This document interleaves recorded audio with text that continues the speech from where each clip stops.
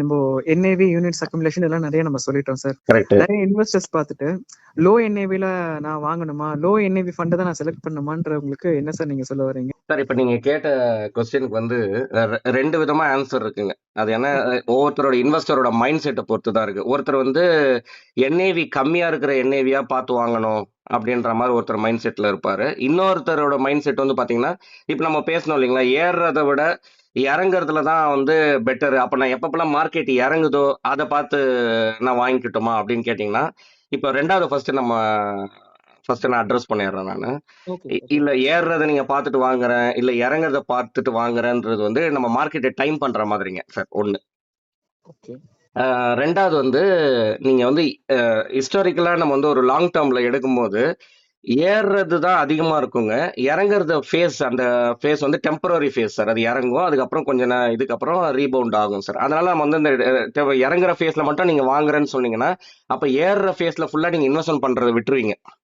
Correct sir. மூணாவது வந்து retail investor maximum majority பாத்தீங்கன்னா மாச சம்பளக்காரங்களா இருப்பாங்க. அப்போ வந்து சிஸ்டமேட்டிக் இன்வெஸ்ட்மெண்ட் பிளான் தான் ஆக்சுவலா அவங்களுக்கு ஒரு டிசிப்ளினை கொண்டு வரும். நிறைய பேர் நீங்க ஃபிக்ஸட் டெபாசிட் போடுறது கூட காஸ்ட் இருக்காது. அப்ப என்ன பண்ணுவாங்க, அவங்க ரெக்கரிங் டெபாசிட் எதுக்கு போடுறாங்கன்னா, என்னால மாசத்துக்கு இந்த அளவுக்கு ஒரு சின்ன அமௌண்ட் என்னால சேர்க்க முடியும், அந்த மாதிரி மந்த் அண்ட் மந்த் நான் சேர்த்துட்டு அது ஒரு பெரிய லம்சம் ஆகினதுக்கு அப்புறம் அதை ஒரு எஃப்டியா கன்வெர்ட் பண்ணுவாங்க இல்லைங்களா சார். Correct sir. ஆமா. அதே தான் மார்க்கெட் ஏறுதுனாலும் நீங்க வந்து எஸ்ஐபி வந்து ஸ்டாப் பண்ணிடாதீங்க, கண்டினியூ பண்ணிட்டே போங்க. ஏன்னா அது பண்ணலைன்னா அந்த அமௌண்ட்டை நீங்க வேற எங்க வைப்பீங்க? இல்ல ஆர்டில வைப்பீங்களா, இல்ல வந்து அல்ட்ரா ஷார்ட் ஃபண்டா, லோ டியூரேஷன் ஃபண்டா, டெட் ஃபண்ட்ஸ்ல வைப்பீங்களா, இல்ல வந்து வேற ஏதாவது சேவிங்ஸ் அக்கௌண்ட்ல வெயிட் பண்ணுவீங்களா? இல்ல எக்ஸஸா அமௌண்ட் வச்சோம்னா நம்ம வேற ஏதாவது செலவுக்கு வந்து நம்ம அதாவது நம்ம நம்ம யோசிக்காத செலவு கூட யூஸ் பண்றதுக்கான வாய்ப்புகள் இருக்குங்க. அதுக்கு பதில் நம்ம ஃபினான்ஷியல் கோலுக்கு நமக்கு தெரியும், ஒரு 5 வருஷத்துக்கு அப்புறம் எனக்கு இந்த ஒரு பர்பஸுக்கு நான் இவ்வளவு மினிமம் எஸ்ஐபி பண்ணணும்ன்றது நமக்கு தெரியுதுங்க. ஒரு 7 வருஷம் இல்ல 10 வருஷத்துக்கு அப்புறம் எனக்கு ஒரு பர்பஸுக்காக எனக்கு இந்த ஒரு அமௌண்ட் தேவைப்படுதுன்னு, அப்ப இந்த ரெண்டு கோல் 1 கோல் 2ன்னு வச்சுட்டு இதுக்கு எஸ்ஐபி நம்ம கண்டினியூ பண்ணிட்டே வரோம் இல்லைங்களா சார். அது நீங்க கண்டினியூ பண்ணணும். அதுக்கு நம்ம என்ன சொல்ல வரோம்னா, மார்க்கெட் விழறது வந்து டெம்பரரி ஃபேஸ். அது வந்து 8 மாசமோ 1 வருஷமோ 12 மாசமோ 16 மாசமோன்றது நம்மளால ப்ரெடிக்ட் பண்ண முடியாது. அதனால அந்த மாதிரி டைம்ல வந்து எஸ்ஐபியை கண்டினியூ பண்ணுங்க. இன்ஃபேக்ட் உங்ககிட்ட பாசிபிலிட்டி இருந்துச்சுன்னா அந்த டைம்ல டபுள் அப் எஸ்ஐபியோ இல்ல இன்க்ரீஸ்டாவோ இல்ல வந்து ஒரு லம்சமா நீங்க ஆட் பண்றதுன்றது தான் கான்செப்ட் சார். அதுக்கப்புறம் என்ஏவில வந்து நீங்க புரிஞ்சுக்கிறது என்னன்னா, ஒரு லாங் டேர்ம்ல நல்ல பெர்ஃபார்மிங் ஃபண்ட், அதுதான் நம்ம வருஷத்துக்கு ஒரு தடவை ஃபண்டை பார்த்தா போதுங்க. டெய்லி நம்ம போர்ட்ஃபோலியோல பார்த்து ரியாக்ட் பண்ண தேவையில்லைங்க. வருஷத்துக்கு ஒரு தடவை பாருங்க, அந்த பர்டிகுலர் ஃபண்டு எந்த ஒரு கேட்டகரியா இருந்தாலுமே benchmark, peer category, index, அந்த பெஞ்ச் மார்க்கை பீட் பண்றாங்களா, அந்த பியர் கேட்டகரியை பீட் பண்றாங்கன்னா நம்மளோட வேலை பாதி முடிஞ்சிருச்சுங்க சார். அதுக்கப்புறம் நீங்க ரியாலிட்டியில பாருங்க, நிறைய ஃபண்டு, ஏன்னா நம்ம வந்து டைரக்டா ஸ்டாக்ஸ்ல பெட் எடுக்கலீங்க. நம்ம வந்து ஒரு மியூச்சுவல் ஃபண்ட் ரூட்ல போகும்போது எத்தனை மியூச்சுவல் ஃபண்ட்ஸ் வந்து இதை வந்து நம்ம வந்து எஜுகேட்டிவ் பர்பஸுக்காக தான் இதை ஷேர் பண்றோம். இதை பார்த்து யாரும் வந்து இன்வெஸ்டர் வந்து இதுல போய் தான் இன்வெஸ்ட்மெண்ட் பண்ணணுன்ற ரெக்கமெண்டேஷன் எடுத்துக்க வேண்டாங்க சார். இதுல பாருங்க எத்தனை இது வந்து 100x கொடுத்துருக்கு பாருங்க. அதாவது நான் எப்படி சொல்ல வரேன்னா, எல்லா மியூச்சுவல் ஃபண்டும் என்ஏவி 10ல தான் ஆரம்பிச்சிருப்பாங்க. அது 100 டைம்ஸ்னா பாருங்க, அப்ப 1000 என்ஏவி தொட்ட ஃபண்ட்ஸே ஒரு 11 ஃபண்டு உங்ககிட்ட எக்ஸாம்பிளுக்கு சொல்றேன். இன்னும் நிறைய ஃபண்ட்ஸ் இருக்கு, உங்களுக்கு ஜஸ்ட் ஷேர் பண்றேன் ஒரு ஸ்கிரீன்ல. அப்ப நீங்க பாருங்க, HDFC டாப் 100 பாருங்க ₹1000 என்ஏவி. அதே நிப்பான் குரோத் ஃபண்ட் பாருங்க ₹3800. அப்ப என்ன நம்ம புரிஞ்சுக்கணும்னா, நீங்க வந்து நீங்க ஃபர்ஸ்ட் கொஸ்டின் கேட்டீங்க பாருங்க, அதுக்கான ஆன்சர் எல்லாருமே ₹10 என்ஏவில வாங்கினாதான் அது 100 டைம்ஸ் போகுமான்றதெல்லாம் கிடையாதுங்க. நல்ல பெர்ஃபார்மிங் ஃபண்ட் வந்து பாத்தீங்கன்னா அது வந்து மல்டிபிள் ஆகிறதுக்கான ஃபியூச்சர் இருக்குங்க, நல்ல பெர்ஃபார்மிங் ஃபண்ட். அப்போ நீங்க ₹100 என்ஏவி வாங்கினாலும் 1000 ஆகுங்க. ₹1000 நீங்க இன்வெஸ்ட்மெண்ட் பண்ற நல்ல ஃபண்டா இருந்தா அது 3000 4000 4 டைம்ஸ் ஆகிறதுக்காகவும் சான்ஸ் இருக்குங்க சார். Okay sir. ஓகே. அதுக்கு அடுத்தது ஒரு கிராஃப் பாருங்க. இதுல வந்து எவ்வளவு வருஷம் நார்மலா வந்து ஜென்ரலா ஒரு ஜேர்னி மியூச்சுவல் ஃபண்ட் வந்து ஸ்டார்ட் பண்றாங்க இல்லைங்களா, எல்லா ஃபண்டும் ஸ்டார்ட் பண்றாங்க. நல்ல ஒரு சக்சஸ்ஃபுல்லா இருக்கிற ஃபண்ட் வந்து ₹10 இருந்து ₹100 போறதுக்கான சான்சஸ் வந்து பாத்தீங்கன்னா 13%. 8 வருஷத்துக்குள்ள ₹10 இருந்து ₹100 போயிருக்குங்க. 8ல இருந்து 12 வருஷத்துல வந்து 23% ஆஃப் ஃபண்ட்ஸ் போயிருக்குங்க. 33%. அப்ப இதுதான் அதிகம் மெஜாரிட்டி. நீங்க வந்து ஆவரேஜ் எடுத்துக்கலாம், இந்த எக்ஸ்ட்ரீமும் போகாம அந்த எக்ஸ்ட்ரீமும் போகாம ஒரு ஆவரேஜா பாத்தீங்கன்னா ஒரு 33% வந்து 12ல இருந்து 16 வருஷத்துல உங்களுக்கு வந்து ₹10 இருந்து ₹100 என்ஏவியா போயிருக்குங்க சார். அப்ப 10 டைம் ஆகிடும் நம்மளோட கார்பஸ் சொல்றேன். Correct sir. ஆமா. எக்ஸாம்பிளுக்கு இன்னொரு ஃபண்டுங்க, இதுவும் ரெக்கமெண்டேஷன் கிடையாது, just for educative purpose. Franklin India tech fund பாருங்க. ஆக்சுவலா 18 மாசத்துல 10 ரூபா NAV ல இருந்து 100 ரூபா போயிருக்குங்க. ஸோ இப்படியும் பாசிபிலிட்டி இருக்குங்கன்றேன் நான். ஓகேங்களா, ஓகே இது வந்து ஒரு திமேட்டிக்ங்க.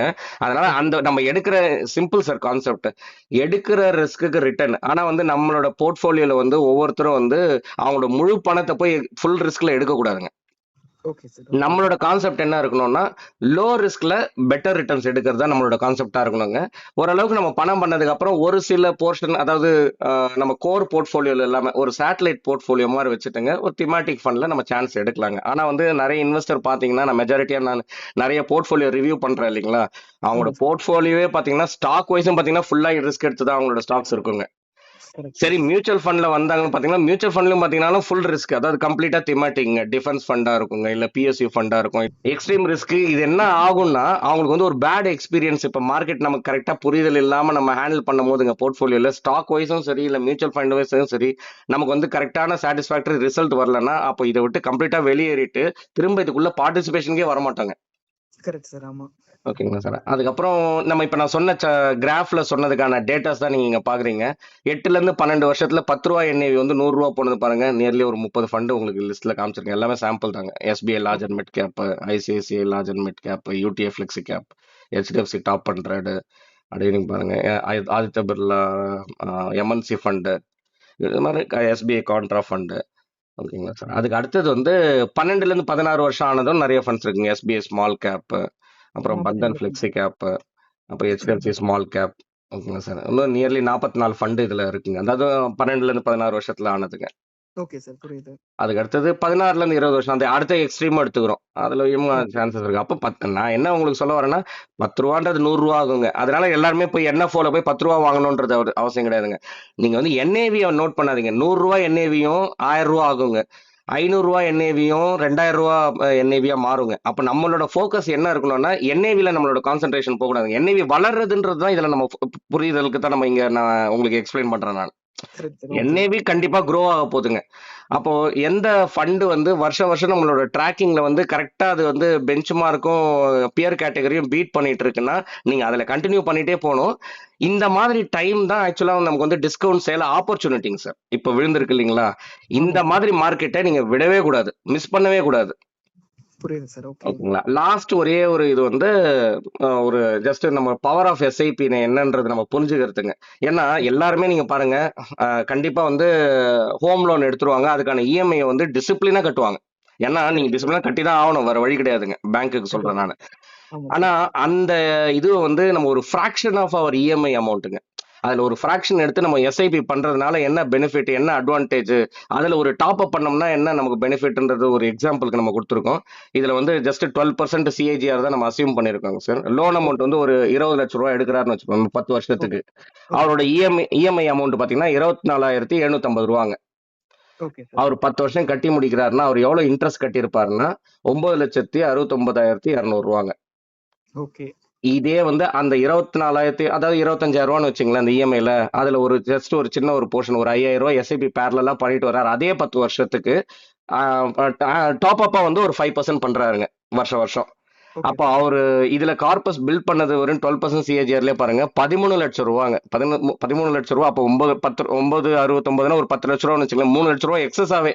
அப்ப நம்ம இன்ட்ரெஸ்டும் ரிகவர் பண்ணியாச்சு, 3 லட்சம் ரூபாய் எக்ஸ்ட்ரா இன்னாண்டு வச்சிருக்கோங்க. கரெக்ட் சார் இந்த அளவுக்கு நமக்கு பவர் ஆஃப் SIP இருக்குங்க சார்.